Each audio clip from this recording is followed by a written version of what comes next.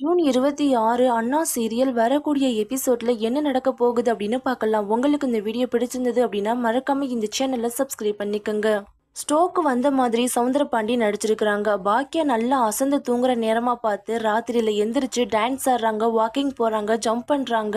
சவுந்தரபாண்டியுடைய அட்டகாசம் எல்லாமே இப்ப ராத்திரியில மட்டும்தான் நடந்துகிட்டு இருக்குது. பரணிக்கு பயந்து பகலையில பூனை மாதிரியும் ராத்திரியில புலி மாதிரியும் இருக்கிறாங்க சவுந்தரபாண்டி.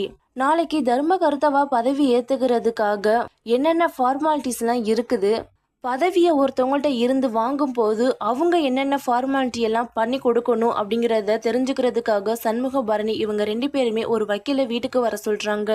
வக்கீல சண்முக பரணிய பார்த்துட்டு, ஒரே வீட்டுக்குள்ள ஊருடைய மொத்த அதிகாரத்தையுமே வச்சிருக்கிறீங்க சண்முக சார், நீங்க என்னடான பிரசிடண்டா இருக்கிறீங்க, உங்களோட மனைவி டாக்டரா இருக்கிறது மட்டும் இல்லாம இப்ப தர்மகர்த்தாவா பதவி வேற ஏத்துக்க போறாங்க. நான் ஃபர்ஸ்ட் டைமா பொண்ணு ஒரு தர்மகர்த்தா பதவியை ஏத்துக்க போறதை இப்பதான் நான் பாக்குறேன் அப்படின்னு சொல்றாங்க.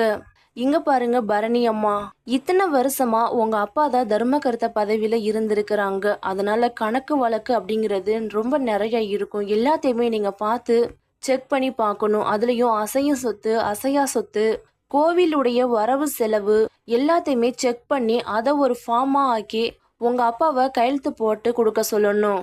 அது மட்டும் இல்லாம கோவிலுடைய நகைகள் எல்லாமே ஒரிஜினலா டூப்ளிகேட்டா, அதுல இருக்கிற கல் எல்லாமே வந்துட்டு உண்மையான வைரக்கல்லா இல்ல போலியானதை ரெடி பண்ணி வச்சிருக்கிறாங்களா, இல்ல அதுல இருக்க தங்கத்தை யாரையும் சுரண்டி பார்த்துருக்குறாங்களா, அதோட வெயிட் என்ன அப்படின்னு தெளிவா நீங்க செக் பண்ணி பார்க்கணும்.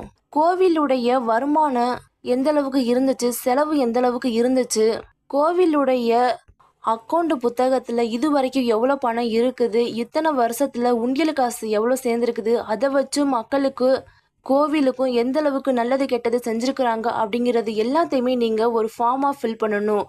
அதை உங்க அப்பாட்ட கொடுத்து கையெழுத்து போட்டுட்டு அதுக்கப்புறமா நீங்க தர்மகர்த்தாவா பதவி ஏத்துக்கிட்டா உங்களுக்கு ரொம்பவே சேஃப்டியா இருக்கும் அப்படின்னு சொல்றாங்க. அப்படி இல்லைன்னா அவர் எல்லா தப்பையுமே பண்ணிட்டு கடைசியா நான் கொடுக்கும்போது கரெக்டா தான் இருந்துச்சு, என் பொண்ணு தான் தப்பு பண்ணிட்டா அப்படின்னு கேஸை உங்க பக்கம் திருப்புறதுக்கு சான்சஸ் இருக்குது. அதனால நான் சொல்ற மாதிரி நீங்க பண்ணிக்கங்க அப்படின்னு சொல்றாங்க. ரொம்ப நன்றி சார், நீங்க வந்து எங்களுக்கு இவ்வளவு பெரிய ஹெல்ப் பண்ணிருக்கிறீங்க அப்படின்னு சொல்லிட்டு போயிடுறாங்க. பாக்கியா ரொம்பவே அழுதுகிட்டு இருக்கிறாங்க. இந்த மாதிரியா இவருக்கு நடக்கணும், என் பொண்ணு ஃபர்ஸ்ட் டைமா எலெக்ஷன்ல நின்று ஜெயிச்சிருக்கிறா, பதவி ஏத்துக்க போறா, இந்த மனுஷனை வச்சுக்கிட்டு நான் என்ன பண்ண போறேன்னு தெரியல அப்படின்னு சொல்லி புலம்பி அழுதுகிட்டு இருக்கிறாங்க. சிவபாலா, நீ வேணுமா போயிட்டு வரியா, நான் கண்டிப்பா போக தான் போறேன், ஆனா அதுக்கு டைம் இருக்குது அப்படின்னு சொல்லிட்டு இருக்கிறாங்க. முத்துப்பாண்டி அந்த டைம்ல 2 வக்கீல கூட்டிட்டு வர்றாங்க. எதுக்காகடா இப்ப நீ வக்கீல கூட்டிட்டு வந்திருக்கிற, எதுவா இருந்தாலும் அப்பாட்ட வந்து பேசிக்கங்க, அப்பா தான் கூட்டிட்டு வர சொன்னாரு, யாருமே ரூம் பக்கம் வந்துடாதீங்க அப்படின்னு சொல்லிட்டு முத்துப்பாண்டி வக்கீல 2 பேர்த்தையுமே கூட்டிட்டு சவுந்தரபாண்டியுடைய ரூமுக்குள்ள போறாங்க. இங்க பாருங்க சார், உங்களுக்கு இந்த டைம்ல ஸ்ட்ரோக் வந்தது ரொம்பவே நல்லதா போச்சு. நீங்க எந்த ஒரு ஃபார்ம்லயுமே கையெழுத்து போட்டு கொடுக்காதீங்க. கேட்டா எனக்கு ஸ்ட்ரோக் வந்திருக்குது, என்னால கையெழுத்து போட முடியாது, அந்த கையெழுத்து செல்லாது அப்படின்னு சொல்லி மழுப்பிடுங்க. இல்லைனா நீங்கள் இது வரைக்கும் எவ்வளோ பணம் எடுத்திருக்கிறீங்க எல்லாமே வந்து டீட்டெயிலாக தெரிஞ்சிடும், கண்டிப்பாக உங்களை ஜெயிலில் பிடிச்சி போட்டுருவாங்க அப்படின்னு சொல்லிக்கிட்டு இருக்கிறாங்க வக்கீல். வக்கீல் வந்திருக்கிறத பார்த்துட்டு பாக்கியாவுக்கு டவுட் ஆகுது. அதனால பரணிக்கு கால் பண்ணுறாங்க.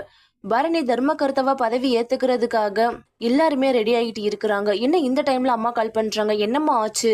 இங்க பாருடி, நீ முதல்ல கிளம்பி வீட்டுக்கு வா, சண்முகத்தை கூட்டிட்டு வா, இங்க ஏதோ தப்பா நடக்குது, நீ பதவி ஏத்துக்க கூடாதுங்கிறதுக்காக உங்க அப்பா 2 வக்கீல வேற வீட்டுக்கு வர வச்சிருக்கிறாரு. அந்த முத்துப்பாண்டி என்னடனா அந்த ரூம் பக்கம் யாருமே வரக்கூடாதுன்னு ஸ்ட்ரிக்டா சொல்லிட்டு போயிட்டான். நீங்க 2 பேரும் இங்க வந்தாதான் ஏதாவது பண்ண முடியும் அப்படின்னு சொல்றாங்க. சரிம்மா, நம்ம மாமா கனி எல்லாத்தையுமே நான் அனுப்பி வச்சுட்டு நானும் சண்முகமும் உடனே வீட்டுக்கு கிளம்பி வர்றோம் அப்படின்னு பரணி சொல்லிட்டு ஃபோனை வச்சாடுறாங்க.